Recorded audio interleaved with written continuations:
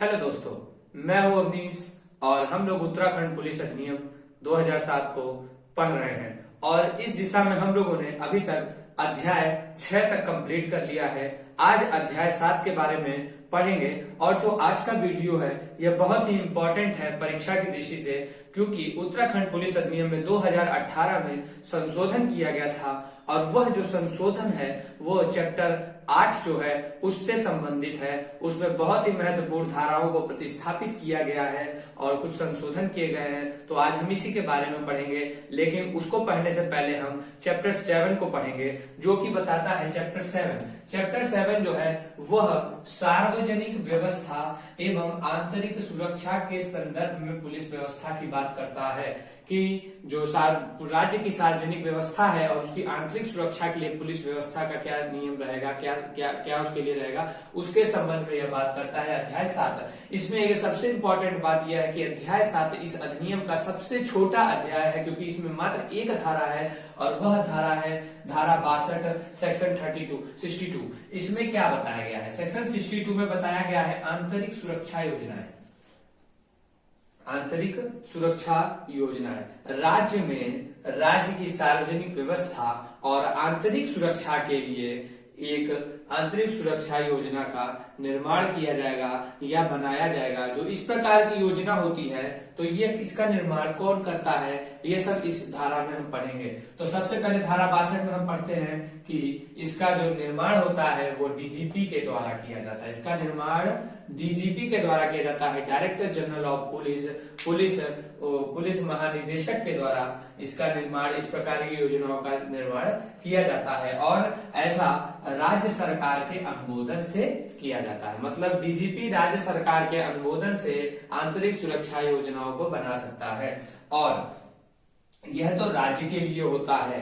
यह जो योजना होती है आंतरिक सुरक्षा योजना, यह जिले में भी बनाई जाती है और जिले में जो बनाया जाता है तो डीएम और एसपी यानी कि जिला मजिस्ट्रेट और पुलिस अधीक्षक जो जिले का प्रधान होता है उसके द्वारा संयुक्त रूप से तैयार किया जाता है। मतलब अगर राज्य में आंतरिक सुरक्षा योजनाओं की कौन बनाएगा तो राज्य में हमारा डीजीपी बनाता है और जिले में हमारा डीएम और एसपी संयुक्त रूप से इसको तैयार करता है।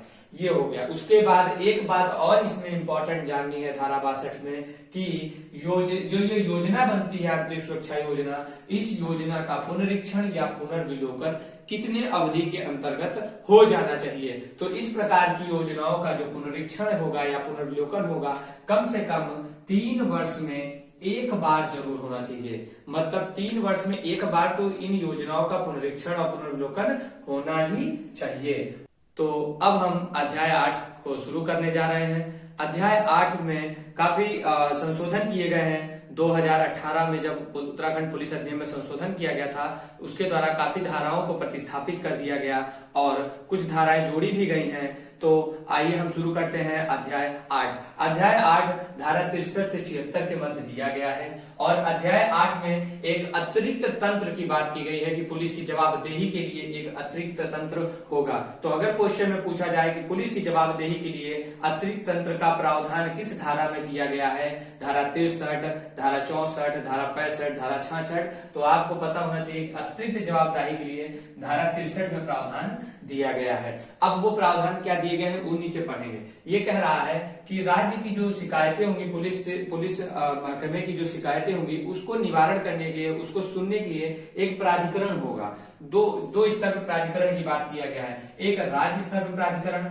एक जिला पुलिस शिकायत प्राधिकरण। 2018 के संशोधन से पहले यह जिला पुलिस शिकायत प्राधिकरण नहीं था, इसको अंतः स्थापित कर दिया गया। ये जो धारा 64 है इसको अंतः स्थापित कर दिया गया और राज्य पुलिस शिकायत प्राधिकरण के साथ साथ जिला पुलिस शिकायत प्राधिकरण की भी गठन की बात कर दी है। तो आइए शुरू करते हैं। सबसे पहले जो राज्य पुलिस शिकायत प्राधिकरण है, राज्य पुलिस शिकायत प्राधिकरण धारा 64 के सब क्लॉज 1 में दिया गया है, पहली बात। दूसरी बात, आप पहले पढ़ते हैं राज्य पुलिस क्या है, तो जो धारा 71 में जो भी कर्तव्य दिए गए हैं इन कर्तव्यों के निर्वहन करने के लिए इसका गठन राज्य सरकार के द्वारा किया जाता है। मतलब राज्य पुलिस शिकायत प्राधिकरण का गठन कौन करता है? राज्य सरकार करता है। और जो कर्तव्य धारा 71 में दिए गए हैं उन कर्तव्यों को निर्वहन करने के लिए करते हैं। साथ ही इसमें एक अध्यक्ष और 4 अन्य सदस्य होते हैं। ये तो हमारी जो पुरानी धारा थी 64 उसमें भी दिया गया था। जो जोड़ा गया है इसमें, या हम कहें धारा को ही प्रतिस्थापित किया गया, इसमें जोड़ा दिया, इस पूरी धारा को प्रतिस्थापित किया गया है 2018 संशोधन द्वारा। ठीक है।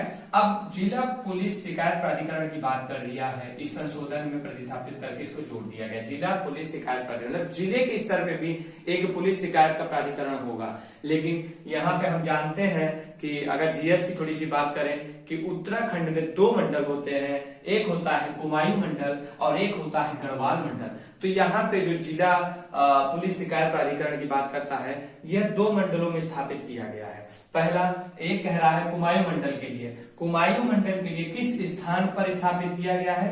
तो वह स्थान है नैनीताल के हल्द्वानी में। मतलब हल्द्वानी में इसका मतलब इस प्राधिकरण को स्थापित किया गया है, गठन किया गया है। ठीक है। इसका गठन भी राज्य सरकार ही करती है। उसके बाद अब आगे आते हैं, इसका क्षेत्राधिकार क्या होगा? इसका जो क्षेत्राधिकार होगा वह नैनीताल में होगा। मतलब कुमायूं मंडल में जो जो जिले आते हैं उन जिलों में इसका क्षेत्राधिकार होगा। जीएस में भी ये पूछ सकता है कि कुमायूं मंडल में कौन सा जिला नहीं आता है, तो ये तो आपको जीएस में पढ़ना ही है। साथ में हम यहाँ भी पढ़ लेते हैं कि कुमायूं मंडल में जो जिला पुलिस शिकायत प्राधिकरण होता है उसका जुरिडिक्शन किन किन जिलों में है? तो नैनीताल में है, ऊधम सिंह नगर में है, अल्मोड़ा में है, बागेश्वर में है, चंपावत में है और पिथौरागढ़ में है। ठीक है। अब हम गढ़वाल मंडल की बात करते हैं। गढ़वाल मंडल के जो जिला पुलिस शिकायत प्राधिकरण होगा उसका जो स्थान होगा, कहाँ पे गठन होगा? तो वह देहरादून में होगा। और क्षेत्राधिकार कहाँ होगा गढ़वाल मंडल का? देहरादून, हरिद्वार, उत्तरकाशी, पौड़ी, हथीहरी, चमोली, रुद्रप्रयाग, इन 7 जिलों में इस गढ़वाल मंडल का जो प्राधिकरण होगा उसको क्षेत्राधिकार प्राप्त है।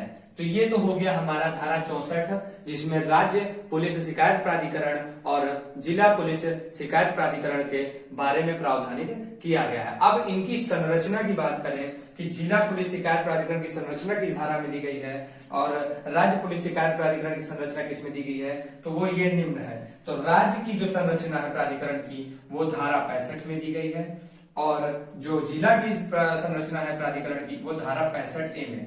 यह धारा जो है वह प्रतिस्थापित की गई है और यह धारा अंतः स्थापित की गई है। मतलब इसको जोड़ा गया है बाद में इस धारा को। तो अगर हम राज्य की बात करें संरचना, तो एक अध्यक्ष होगा और 4 अन्य सदस्य होंगे। और जिला की बात करें तो एक अध्यक्ष होगा और 2 अन्य सदस्य होंगे। तो हमने यहाँ पे क्या क्या पढ़ लिया? हमने पढ़ लिया एक अतिरिक्त तंत्र होगा, उसके बाद वो तंत्र कौन सा होगा? राज्य पुलिस शिकायत प्राधिकरण और जिला पुलिस शिकायत प्राधिकरण होगा। जिला पुलिस शिकायत प्राधिकरण 2 स्तर पे होगा, एक गढ़वाल मंडल पे, एक कुमायूं मंडल पे, एक गढ़वाल मंडल पे। फिर इनकी संरचना क्या होगी? राज्य की क्या संरचना होगी प्राधिकरण की और जिला की क्या होगी? एक अध्यक्ष 4 सदस्य, एक अध्यक्ष 2 अन्य सदस्य। हमने यहाँ धारा कंप्लीट कर लिया 65A।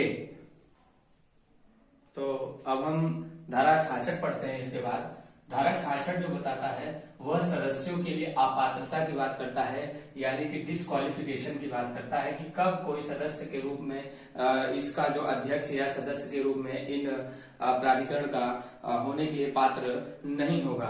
तो अगर कोई ऐसा व्यक्ति है जो भारत का नागरिक नहीं है या उसकी आयु 70 वर्ष से अधिक है या किसी पुलिस, सैन्य अथवा संबंधित संगठन में कार्यरत है कोई व्यक्ति, वह लोक सेवा के रूप में अगर कोई कार्य कर रहा है, अगर कोई व्यक्ति लोक सेवक के रूप में कार्य कर रहा है, यह किसी निर्वाचित पद पर कार्य कर रहा है। निर्वाचित पद ऐसे पद होते हैं जो संसद में निर्वाचित पद, यानी कोई सांसद हो संसद का, या विधायक हो, या स्थानीय निकाय में कोई अधिकारी निर्वाचित हो तो वो होगा। और या किसी राजनीतिक दल का सदस्य हो या पदाधिकारी हो, या उसे किसी अपराध के लिए दोष सिद्ध कर दिया गया हो, या उसके ऊपर आरोप लगा हो, या उसे न्यायालय द्वारा विपरीत चित्त घोषित कर दिया गया हो, तो यह उनकी डिस्क्वालिफिकेशन है। अगर ऐसी डिस्क्वालिफिकेशन किसी व्यक्ति में है तब वह इस पुलिस प्राधिकरण में, राज्य पुलिस प्राधिकरण हो चाहे जिला पुलिस प्राधिकरण हो, उसके सदस्य होने के रूप में, अध्यक्ष के रूप में पात्र नहीं होगा। अब यह धारा भी 2018 के संशोधन द्वारा पूर्णतः प्रतिस्थापित कर दी गई थी। इसमें यह धारा देखिए नियुक्ति जोड़ी गई, धारा 66(2). पहले क्या था, इससे पहले केवल 66 था, धारा 66 जिसमें अपात्रता बताई गई थी और केवल ये बताए गए थे। लेकिन अब इसमें नियुक्ति भी बताया गया है कि इनकी नियुक्ति कौन करेगा, इनकी योग्यता क्या होगी, ये भी बता दिया गया है। तो हम 66(2) पढ़ेंगे नियुक्ति और 66(3) पढ़ेंगे। ठीक है, 66(2) में राज्य पुलिस शिकायत प्राधिकरण की बात किया गया है, यानी कि राज्य प्राधिकरण की बात किया है, और 66(3) में जिला पुलिस शिकायत प्राधिकरण के बारे में बताया गया। तो एक एक करके चलते हैं। तो राज्य पुलिस शिकायत प्राधिकरण में अध्यक्ष और सदस्य, एक अध्यक्ष होता है, आपको पता है, संरचना हमने बताया था, एक अध्यक्ष, और सदस्य कितना होता है, 4 होते हैं, 4 अन्य सदस्य होते हैं। ये हमने आपको बताया था इससे पहले वाली धारा में, धारा 65 में लिखा हुआ है इसकी संरचना राज्य पुलिस शिकायत प्राधिकरण की। तो अध्यक्ष जो होता है उसकी नियुक्ति कौन करता है, तो पहला पॉइंट है, उसकी नियुक्ति राज्य सरकार के द्वारा किया जाता है। कौन करता है, राज्य सरकार द्वारा किया जाता है, और ऐसे व्यक्ति को नियुक्त करता है जो सुप्रीम कोर्ट या हाई कोर्ट का रिटायर्ड जज हो। मतलब यह है कि जो राज्य पुलिस शिकायत प्राधिकरण का अध्यक्ष होगा वह या तो सुप्रीम कोर्ट का रिटायर्ड जज होगा या हाई कोर्ट का रिटायर्ड जज होगा। और जो ऐसी नियुक्ति होती है वह एक पैनल के द्वारा किया जाता है, और ये जो पैनल होता है वह हाई कोर्ट के मुख्य न्यायाधीश द्वारा सुझाए गए पैनल से होता है।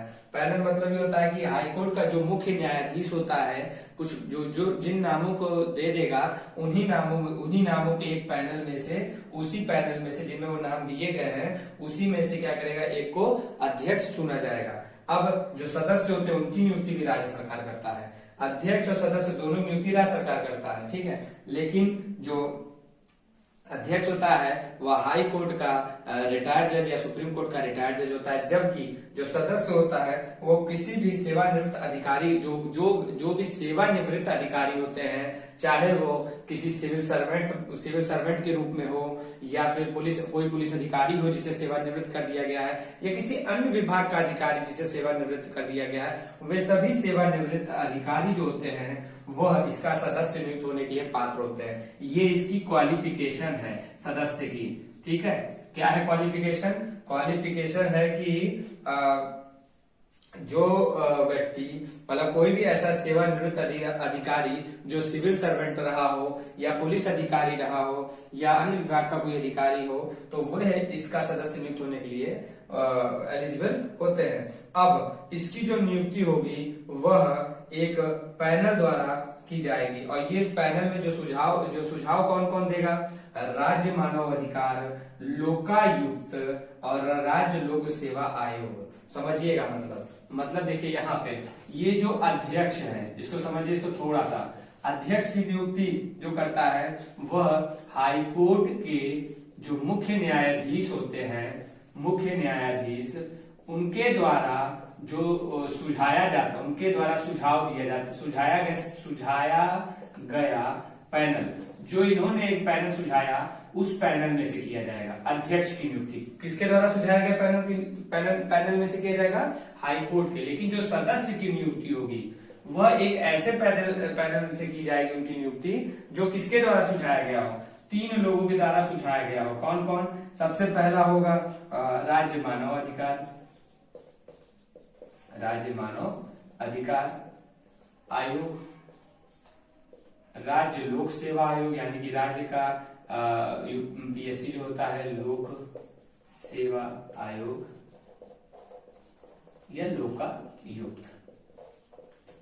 इन 3 लोगों के द्वारा जो पैनल सुझाया जाता है उस पैनल में से ही नियुक्ति होती है सदस्यों की। और ये सदस्य कौन हो सकते हैं? सेवानिवृत्त अधिकारी हो सकते हैं, और ऐसे सेवानिवृत्त किसी सिविल सर्वेंट, जो जैसे कोई सिविल सर्वेंट है मान लीजिए, ठीक है, वह सेवानिवृत्त हो गया तो वह इसका सदस्य होने के लिए पात्र हो जाता है। ठीक है, या फिर कोई पुलिस अधिकारी है जो सेवानिवृत्त हो गया, वो भी इसके लिए पात्र हो जाएगा। तो ये तो हमने बात कर लिया नियुक्ति किसके बारे में, राज्य के बारे में, राज्य प्राधिकरण के बारे में। अब हम आते हैं जिला पुलिस प्राधिकरण जो होता है उसमें नियुक्ति कौन करता है। तो अध्यक्ष की जो नियुक्ति करता है वह राज्य सरकार करता है और सदस्य की भी नियुक्ति कौन करता है, राज्य सरकार। सेम यही चीज फॉलो होगी, बस यहाँ पे जिला है ना, तो जिले में भी राज्य सरकार ही करेगी, ठीक है। यहाँ कोई डीजीपी वगैरह नहीं, यहाँ पे राज्य सरकार। दोनों प्राधिकरण में अध्यक्ष सदस्यों की नियुक्ति कौन करता है, राज्य सरकार करता है। अब देखिए, अब जो योग्यता होगी इसके अध्यक्ष की, ये थोड़ा सा चेंज हो जाएगा। जो हमने राज्य में बताया कि सुप्रीम कोर्ट या हाई कोर्ट का जो रिटायर्ड जज होगा वही अध्यक्ष बनने के योग्य होगा, लेकिन जो जिला में होता है वह सेवानिवृत्त जिला जज में से किया, मतलब जो ऐसा जिला जज जो सेवानिवृत्त हो गया है वह इसका अध्यक्ष होने के लिए पात्र होता है। और इसकी भी नियुक्ति जो होती है वो हाईकोर्ट के मुख्य न्यायाधीश द्वारा सुझाए गए पैनल द्वारा होता है, ठीक है। अब सदस्य की बात करते हैं, सदस्य में भी सेम चीज है, ठीक है। राज्य सरकार नियुक्ति करती है, इसके जो सदस्य हैं वो सेम इसके सदस्यों की तरह है, इसकी नियुक्ति राज्य सरकार करती है, पैनल द्वारा सुझाए गए नामों से करती है। वो पैनल कौन होंगे, राज्य मानवाधिकार आयोग, राज्य लोक सेवा आयोग और लोकायुक्त। और सेवानिवृत्त अधिकारियों में से ऐसे सदस्यों की नियुक्ति होती है कौन कौन से अधिकारी, सिविल सर्वेंट, पुलिस अधिकारी या अन्य विभाग के अधिकारी, और सिविल सोसाइटी भी एक है इसमें।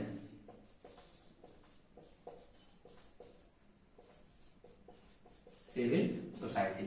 तो ये हमारा कंप्लीट हो गया। तो हम धारा क्या पढ़ रहे हैं, धारा 66 हमारा पूरा कंप्लीट हो गया, ठीक है। 66 के 1 में डिस्क्वालिफिकेशन बताया गया है, 2 में बताया गया है नियुक्ति कैसे होगी, नियुक्ति की प्रक्रिया क्या है और क्वालिफिकेशन क्या है, जिसमें राज्य पुलिस प्राधिकरण के बारे में बताया गया है, और 66 के 3 में जिला पुलिस शिकायत प्राधिकरण के बारे में बताया गया है। तो एकदम सिंपल देख लीजिए एक चीज, 66 के 1 में क्या बताया गया है, अपात्रता यानी कि डिस्क्वालिफिकेशन, और 66 के 2 में क्या बताया गया है, राज्य प्राधिकरण के बारे में, राज्य पुलिस शिकायत प्राधिकरण। अब इसको समझ लीजिएगा, राइटिंग पे ना जाइएगा। 66 के 3 पे क्या होगा, जिला से संबंधित होगा, ठीक है, जिला प्राधिकरण संबंधित। ये 3 हमको 66 हमारी ये धारा 66 कंप्लीट हो गई है।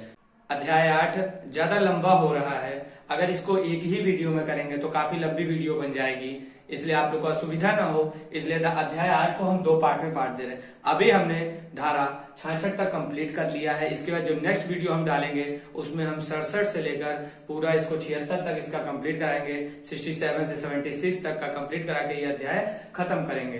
तो अगर आपको हमारा वीडियो अच्छा लगा तो इसको शेयर करिएगा, लाइक भी करिए, और साथ में कोई कमियां हो तो उसको भी हमें बताइए, हम उसमें सुधार करेंगे। या आपको कुछ एक्स्ट्रा चीजें चाहिए, अगर आप हमसे कुछ चाहते हैं कि हम इस बारे में भी कुछ बताएं, आपको किसी सब्जेक्ट में अगर आपको नहीं समझ में आ रहा है, चाहे आईपीसी हो, सीआरपीसी हो या एविडेंस हो जो उत्तराखंड एपीयू में आने वाला है, अगर उसमें भी आपको कोई हमसे मदद चाहिए तो आप हमें कमेंट सेक्शन में आके बता सकते हैं, तो हो सकेगा तो हम उसको भी बताने का आपको प्रयास करेंगे, ठीक है। इसी के साथ धन्यवाद।